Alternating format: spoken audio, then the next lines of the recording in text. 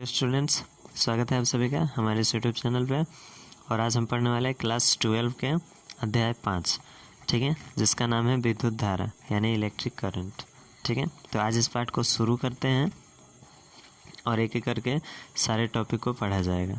ठीक है, आप देख सकते हैं यहाँ पर बहुत सारे टॉपिक दिए गए हैं। ठीक है, तो एक एक करके सारे क्लियर होगा। ठीक है, तो बन रहे हमारे साथ इस यूट्यूब चैनल के साथ, ताकि आपको पार्ट वाइज सारे वीडियोस मिलते रहे इस पार्ट से, या फिर इसके बाद भी बहुत सारे जो पार्ट बाकी हैं सबके वीडियोस आपको मिलते रहे। ठीक है, तो चलिए शुरू करते हैं आज के इस वीडियो को।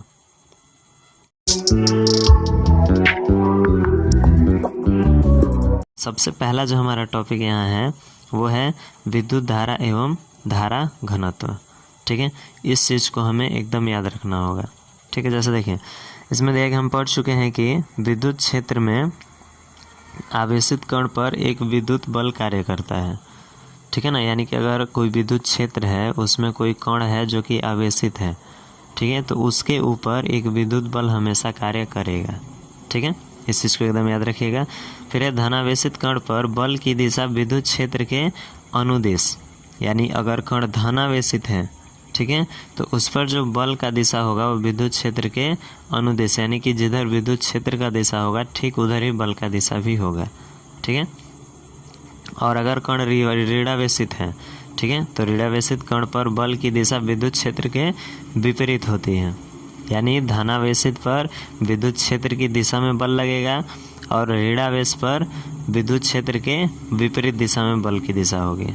ठीक है, यदि कण गति करने के लिए स्वतंत्र है तो वह इस बल के अंतर्गत गति करने लगता है, यानी कि जो कण है यानी धनावेशित या ऋणावेशित जो कण है अगर वो फ्री है, ठीक है, तो वो उस बल की दिशा में गति करने लगेगा।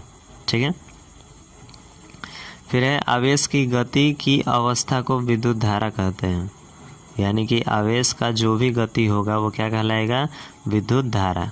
ठीक है ना, यानी कि आवेश जिधर भी गति करेगा वो उसका विद्युत धारा बनेगा उधर। ठीक है, जब किसी चालक में आवेश एक बिंदु से दूसरे बिंदु की ओर प्रवाहित होता है तो आवेश का यह प्रवाह ही विद्युत धारा है, यानी आवेशों का प्रवाह ही क्या कहलाएगा, विद्युत धारा कहलाएगा। ठीक है, तथा गतिमान आवेशित कण विद्युत धारा का निर्माण करते हैं, और जो कण गतिमान रहते हैं, ठीक है, यानी कि जो भी आवेशित कण गति करते रहते हैं वो बनाते हैं विद्युत धारा को। ठीक है, तो यहाँ से हमें एक ये चीज़ याद रखना है, एक ये और दूसरा ये वाला लाइन। ठीक है, वैसे याद करने के लिए तो इसमें बहुत सारा है, तो आप चाहें तो इसका एक नोट्स तैयार कर सकते हैं। ठीक है, अब देखिए आगे हैं, किसी विद्युत परिपथ में विद्युत धारा की माप आवेश के प्रवाह की दर से की जाती है। ठीक है, यानी अगर हमें किसी परिपथ का विद्युत धारा को मापना है, ठीक है, तो उसके लिए हम आवेश के प्रवाह का जो दर है उसे माप सकते हैं। ठीक है, उसके अनुसार हम विद्युत धारा का मान निकाल सकते हैं। फिर अब आगे, किसी परिपथ में 1 सेकेंड में जितना आवेश प्रवाहित होता है उसे ही उस परिपथ के विद्युत धारा कहते हैं। ठीक है, यानी जो परिपथ का विद्युत धारा वो होगा जो 1 सेकेंड में आवेश वहाँ से प्रवाहित होगा। ठीक है, यदि किसी बंद परिपथ में 30 सेकेंड में प्रवाहित आवेश की मात्रा Q हो तो परिपथ में विद्युत धारा की प्रबलता, ठीक है, यानी I बराबर दिया है Q बट्टा T, यानी कि यहाँ जो विद्युत धारा का मान होगा वो आवेश बट्टा समय होगा। ठीक है, यहाँ प्रत्येक एकांक समय में, ठीक है, इसको इकाई समय भी बोला जा सकता है, यानी प्रत्येक एकांक समय में जितना भी आवेश उस परिपथ में प्रवाहित होगा वो उसका विद्युत धारा कहलाएगा। ठीक है, आई यहाँ दिया हुआ है आई। ठीक है, अब देखिए विद्युत धारा का जो ऐसा ही मात्रक होता है वो होता है एम्पियर। ठीक है ना, एम्पियर, जिसके लिए हम ए लिखते हैं। ठीक है, फिर उपयुक्त समीकरण में यदि Q 1 कूलम तथा T 1 सेकेंड हो तो I बराबर 1 एम्पियर। ठीक है, यानी अगर समय 1 सेकेंड का हो और जो आवेश है वो 1 कूलम का हो तो जो I का मान होगा वो 1 एम्पियर होगा। ठीक है, तब 1 एम्पियर बराबर 1 कूलम प्रति सेकेंड। ठीक है, इसे चाहे तो हम यहाँ से निकाल सकते हैं। ठीक है, अब हम जानते हैं कि धातुओं में आवेश वाहक मुक्त इलेक्ट्रॉन होते हैं। यानी जो धातु में आवेश को एक जगह से दूसरे जगह ले जाने के काम करते हैं वो मुक्त इलेक्ट्रॉन करते हैं। ठीक है, इलेक्ट्रॉनों पर 1.6 × 10⁻⁻19 कूलम का आवेश होता है। ये हमें पहले भी मालूम है, हम पहले भी बहुत बार ये पढ़ चुके हैं। कोई भी इलेक्ट्रॉन जो होता है उस पर -1.6 × 10⁻⁻19 कूलम का आवेश होता है। ठीक है, अतः 1 कूलम आवेश के प्रवाह के लिए चालक में 1/1.6 × 10⁻⁻19 बराबर आ जाएगा 6.25 × 10⁻18 इलेक्ट्रॉन प्रवाहित होने चाहिए। ठीक है, यानी कि 1 कूलम आवेश अगर प्रवाह हो रहा है तो उसका मतलब इतना है कि उसमें इतने सारे इलेक्ट्रॉन प्रवाहित हो रहे हैं। ठीक है, इस प्रकार 1 एम्पियर बराबर 1 कूलम बट्टा 1 सेकेंड बराबर होगा 6.25 × 10⁻18 इलेक्ट्रॉन प्रति सेकंड। ठीक है, ये यहाँ पे हमें निकला कि जो 1 एम्पियर है उसका वैल्यू होगा 6.25 × 10⁻18 इलेक्ट्रॉन प्रति सेकंड। तो ये चीज़ हमें याद रखना है। ठीक है, अब देखिए इसके बाद और कुछ दिया है। इसका अर्थ यह नहीं है कि यदि किसी चालक में 1 एम्पियर की धारा प्रवाहित हो रही है तो उस चालक में से 1 सेकंड में 6.25 × 10⁻18 इलेक्ट्रॉन चालक के एक सिरे से दूसरे सिरे तक चले जाते हैं। यानी कि इसका मतलब ये होगा कि हम ये नहीं कह सकते हैं कि अगर 1 एम्पियर का धारा प्रवाहित हो रहा है तो इसका मतलब कि अगर तार यहाँ से यहाँ तक है तो जो इतने सारे इलेक्ट्रॉन हैं वो 1 सेकंड में यहाँ से यहाँ तक जा रहे हैं। ठीक है, ये नहीं हो सकता है, बल्कि इसका अर्थ यह है कि प्रति सेकंड 6.25 × 10⁻18 इलेक्ट्रॉन चालक में एक सिरे से प्रवेश करते हैं तथा इतने ही इलेक्ट्रॉन दूसरे सिरे से बाहर निकल जाते हैं। यानी कि इतना एक सिरे में प्रवेश करेगा और दूसरे सिरे में जो दूसरे इतने सारे इलेक्ट्रॉन होंगे वो बाहर निकलेंगे। जो प्रवेश करेगा वो नहीं निकलेगा। ठीक है, जो पहले से उसमें होंगे वो निकलेंगे। यानी कि इधर से कुछ प्रवेश करेगा और जो अंतिम छोर पे होंगे वहाँ से उतने सारे इलेक्ट्रॉन निकल जाएंगे। ठीक है, इसका मतलब ये हुआ। अब देखिए, यदि किसी विद्युत परिपथ में किसी स्थान से t सेकेंड में n इलेक्ट्रॉन गुजर रहे हैं तो परिपथ में विद्युत धारा, ठीक है, यानी I बराबर होगा Q/T, जो फॉर्मूला यहाँ पे होता है। तो Q के लिए क्या लिया गया है, n इलेक्ट्रॉन, तो NE लिया गया है और समय जो है वो t है, तो NE/T होगा। ठीक है, क्लियर हो गया यहाँ तक। अब देखिए, अब ये दिया है विद्युत धारा के बारे में कि विद्युत धारा एक अदिश राशि है, यानी कि इसका कोई भी दिशा निश्चित नहीं होता है।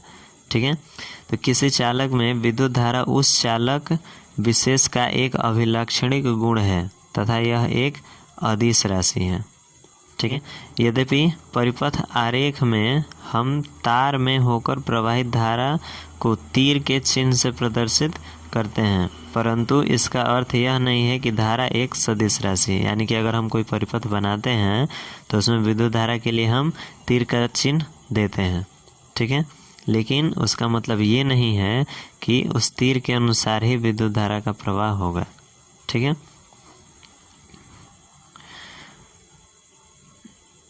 तीर का चिन्ह केवल यह प्रदर्शित करता है कि तार में धनावेश किस ओर प्रवाहित हो रहा है, यानी वह बस धनावेश के प्रवाह की दिशा को बताएगा। ठीक है, विद्युत धारा सदिश राशियों के नियमों का पालन नहीं करती। यदि हम तार को किसी स्थान पर मोड़ दें तब भी धारा की प्रबलता नहीं बदलती, जबकि सदिश राशि दिशा बदलने पर बदल जाती है। यानी कि अगर यह सदिश होता तो अगर हम तार को मोड़ देते तो धारा की प्रबलता, यानी कि धारा का जो प्रबलता है उसमें कुछ न कुछ अंतर आ सकता है। ठीक है, लेकिन ऐसा नहीं होता है। ठीक है, इसके अतिरिक्त विद्युत परिपथ में धारा को प्रदर्शित करने वाले तीर सदिश योग के नियमों का पालन नहीं करते। उदाहरण के लिए चित्र 5.01 में, यानी यहाँ देखें, ये जो फिगर बना है इसके अनुसार ये ए से विद्युत धारा, देखिए तीर का चिन्ह इधर दिया गया है, बी से इधर दिया गया है, और जो ये जो है 8 एम्पियर का है और ये 6 एम्पियर का। तो जो टोटल विद्युत धारा है वो हो गया है 14, यानी कि 8 और 6 में जोड़ेंगे तो 14 आएगा। ठीक है, जबकि अगर जो सदिश होता है वो इसके अनुसार नहीं होता है। ठीक है, जैसे कि देख लीजिए इसमें 8 एम्पियर, उसके बाद देखिए आगे क्या दिया हुआ है, देखिए तथा 6 एम्पियर की धाराएं दो परस्पर लंबवत तारों AO तथा BO से प्रवाहित होकर बिंदु O पर एक तीसरे तार OC में चली जाती हैं। यानी जो दोनों एक ऐसा आया था एक ऐसा आया था, ये इधर जाता है। तार OC में धारा 14 एम्पियर मिलती है जो 6 एम्पियर तथा 8 एम्पियर का अदिश योग है। यानी हम 6 + 8 किए थे तो 14 आया था जो कि क्या है, अदिश योग है, जबकि इनका सदिश योग √8² + 6², ठीक है, = 10 एम्पियर होगा। यानी कि अगर हम सदिश योग निकाले तो वो होगा 10 एम्पियर, ठीक है, लेकिन अदिश योग निकाला गया था जिसके कारण उसका वैल्यू जो आया था वो 14 एम्पियर का आया हुआ था, ठीक है ना।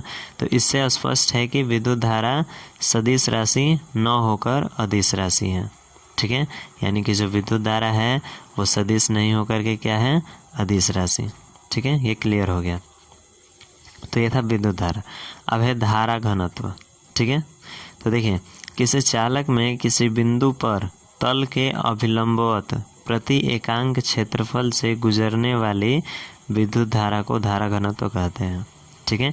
यानी कि अगर हमारे पास कोई चालक हो तो उसका हम किसी भी बिंदु पर, ठीक है, तल के अभिलंबवत यानी तल से सीधा 90 डिग्री ऊपर की ओर, ठीक है, प्रति एकांक क्षेत्रफल से यानी हर एक इकाई क्षेत्रफल से जितनी भी विद्युत धारा वहाँ से गुजरेगा वो सब क्या होगा, धारा घनत्व होगा, ठीक है।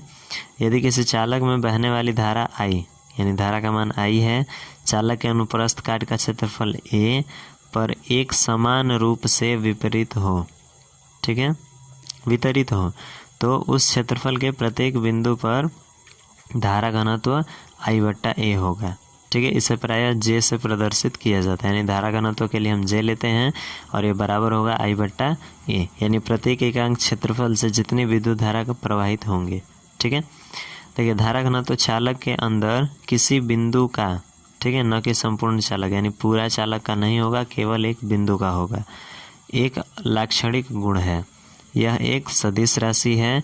किसी बिंदु पर धनावेश जिस दिशा में चलता है वही धारा घनत्व की दिशा होती है, ठीक है, सदिश संकेतन में, यानी कि धनावेश जिस दिशा में चलेगा, ठीक है ना, यानी कि अगर हम कोई बिंदु लेते हैं तो उस बिंदु से धनावेश जिस दिशा में गुजरेगा, ठीक है, वही धारा घनत्व की दिशा होगी, ठीक है।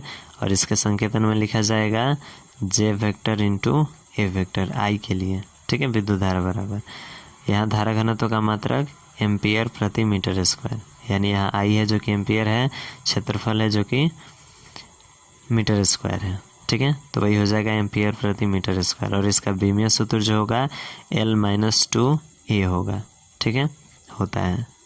तो ये रहा विद्युत धारा और धारा घनत्व, ठीक है। तो इन दोनों चीज़ों को आप काफ़ी अच्छे से पढ़ लीजिएगा, रिवाइज कर लीजिएगा ताकि ये याद रहे, ठीक है। तो आज के लिए बस इतना ही, मिलते हैं अगले वीडियो में, और जो हमारा अगला टॉपिक रहेगा वो ये रहेगा, ठीक है।